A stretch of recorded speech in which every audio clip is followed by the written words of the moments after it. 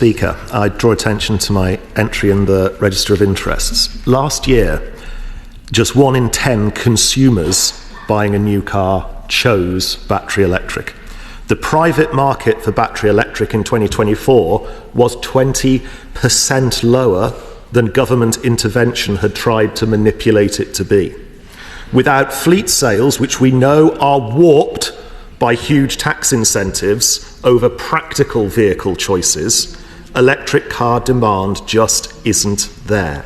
So when will the Minister understand that people are crying out for a different way to defossilise and decarbonise their private vehicles?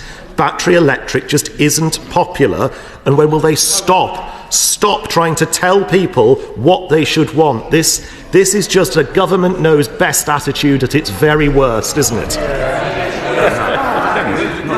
Well, Mr. Speaker, one absolutely astonishing intervention by the member opposite. It was his government that introduced the zero vehicle emission vehicle mandate, and we are not proposing to change the trajectory that they introduced. I would, however, gently remind him that many fleet vehicles are in fact private vehicles, as people choose to lease their vehicles or access them through a salary sacrifice scheme. And last year, the UK was the largest market in Europe, in fact in the world, for EV vehicles. He's talking nonsense. Greg Smith. Well, Mr. Speaker, the SMMT report in January simply doesn't back up what the Minister just said. I repeat, only 1 in 10 actual consumers, the people we all represent in this House, actively chose to have a battery electric vehicle.